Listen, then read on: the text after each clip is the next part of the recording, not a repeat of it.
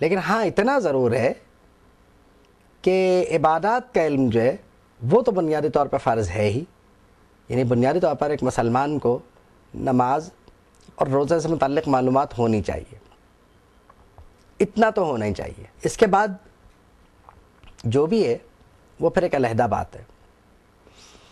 ہم اگر چاہیں تو دنیاوی علوم کا حصول بھی ہمارے لیے فرائض کے درجے میں آ سکتا ہے, بشرطے کہ ہم ایسے علوم حاصل کریں جو فرض کفایہ کے درجے میں آ جائیں. یعنی ایسا کچھ کر لیں کہ کچھ مخصوص لوگ کچھ خاص علوم حاصل کر لیں, اور وہ ایسے علوم ہیں کہ جو اگر عام مسلمان حاصل نہ کرے تو کوئی خاص فرق بھی نہ پڑے. مثلا کمپیوٹر اگر تمام مسلمانوں کو نہیں بھی آتا تو کوئی بات نہیں, لیکن کچھ کو آنا چاہیے, کیونکہ اب زیادہ تر تو اس سے جو کچھ ہو رہا ہے وہ ہمارے اور آپ کے سامنے ہے, اس کے نتائج بھی ہمارے سامنے ہیں. اور عام طور پر لوگ یہی سمجھتے ہیں کہ صاحب یہ جدید ٹیکنالوجی ہے, اسے ہم سب کو آنا چاہیے, لیکن یہ ہماری زندگی کا لازمی جز بنتا جا رہا ہے, اور اس کے نتیجے میں بہت سارے مسائل بھی پیدا ہو رہے ہیں. جو ہو رہے ہیں وہ اس وقت موضوع بحث نہیں ہے, ان پر بات نہیں ہو رہی, لیکن بات ہو رہی ہے حصول علم پر. چلیے کمپیوٹر کا استعمال وہ تو ہر مسلمان کے لیے عام ہے, ہو جائے گا کچھ نہ کچھ, ٹھیک ہے. لیکن جیسے جیسے یہ سائنس ترقی کرے گی, اگر کوئی چاہے اس ٹیکنالوجی میں آگے جانا کہ مسلمانوں کو یہ ٹیکنالوجی مسلمانوں کے لیے اس لیے ضروری ہے تاکہ ہمیں یعنی غیر مسلموں کو زیادہ قیمتیں دے کر یہ ٹیکنالوجی حاصل نہ کرنی پڑے, تو اس لیے ٹھیک ہے. مطلب کہ اگر ایک کمپیوٹر ٹھیک کرنے والا یا ایک کمپیوٹر انسٹرکٹر جو غیر مسلم ہو آپ کو باہر سے بلانا پڑے تو وہ آپ سے زیادہ پیسے لے گا, کیونکہ اسے پتہ ہے کسی مسلمان کو آتا ہی نہیں. تو مسلمان اپنی اس کمزوری کو زیادہ قیمت دے کے دور کریں, اس سے بہتر ہے کہ اس کے بنیادی جو محرکات ہیں ان کا جائزہ لے کر ان کو پہلے سے ٹھیک کر لیں, اور اس ٹیکنالوجی کو باقاعدہ طریقے سے سیکھ لیں تاکہ اس معاملے میں وہ غیر مسلموں کے محتاج نہ ہوں. تو یہ جو احتیاج ہے اس کو دور کرنا یہ تو فرض ہے, یہ ہے طلب العلم فریضۃ. تو ہر مسلمان پہ تو نہیں, علی کل مسلم یہ صحیح ہے کہ ہر مسلمان پر, لیکن ہر مسلمان پر بقدر ضرورت, اور جو اس کی قوت رکھتے ہوں ان کے لیے تو ایک طرح سے فرض عینی سمجھیں آپ اس کو.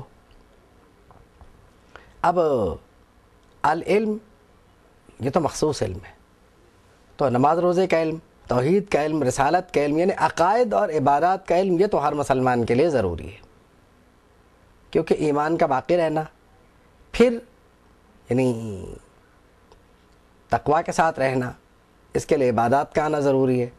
عقائد کا علم بہت ضروری ہے تاکہ آپ کو یہ پتہ چلے کہ عقائد کے معاملات میں کیا چل رہا ہے.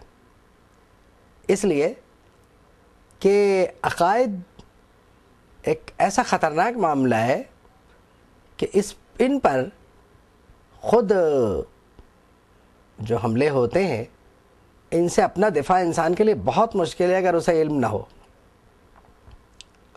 تو عقائد کا جو علم ہے وہ علماء کے پاس بیٹھ کر ضرور حاصل کرے, اسے فرض عین سمجھے.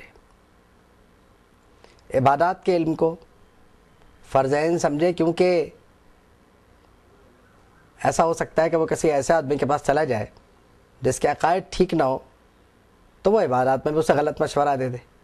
اب ہماری دنیا سہولتوں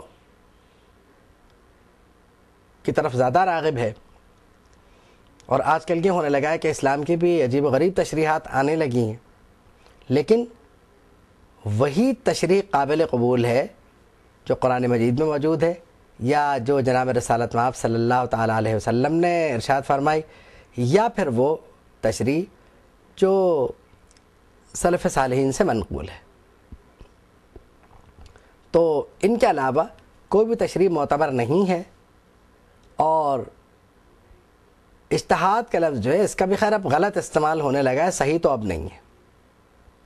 اگر صحیح ہو تو کیا بات ہے، اور پھر عبادات میں آپ کیا اجتہاد کریں گے؟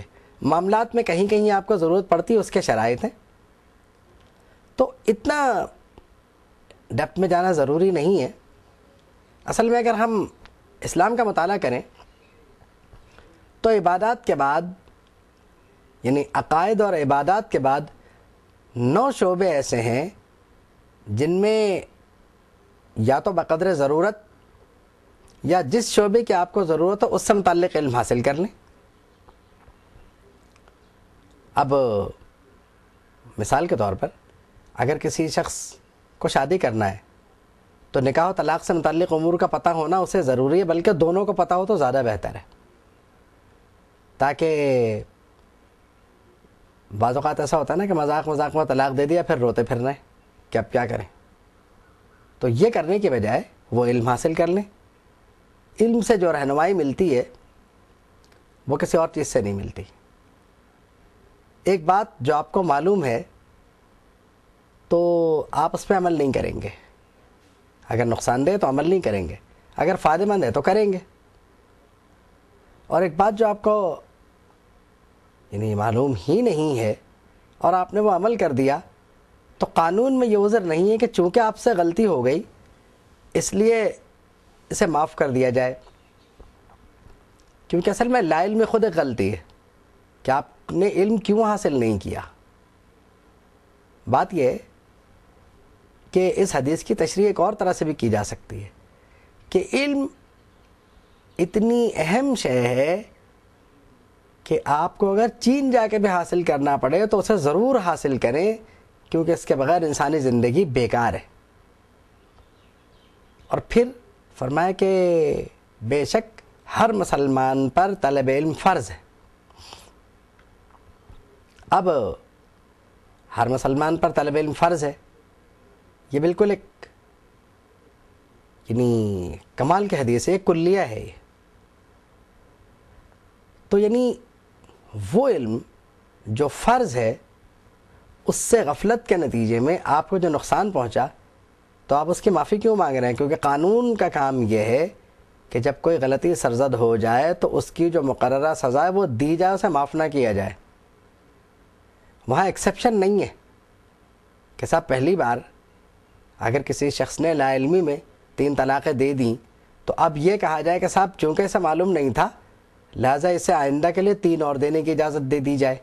نہیں، قانون پہ تو عمل درآمد ہوگا، بات یہ ہے کہ تمہیں معلوم کیوں نہیں ہے۔ تو اب وہ ایک غلطی نہیں بلکہ 2 ہو گئی، ایک لا علمی کی غلطی اور ایک خود غلطی۔ ایک تو لا علمی کی غلطی ہے کہ آپ کو معلوم کیوں نہیں ہے کہ آپ کے لیے یہ ضابطہ مقرر ہے۔ آپ سوچئے کہ ایک مشین جب آپ خریدتے ہیں تو اس کے ساتھ ایک بکلیٹ ملتی ہے آپ کو کہ یہ جو مشین ہے اس میں جتنی خصوصیات موجود ہیں ان سے فائدہ اٹھانے کی صورت یہ ہے، یہ بٹن دبائیں گے تو یہ فنکشن ہوگا، یہ بٹن دبائیں گے تو یہ فنکشن ہوگا۔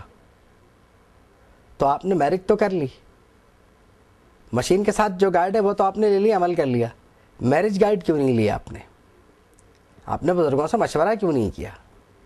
آپ کو مشورہ کرنا چاہیے تھا۔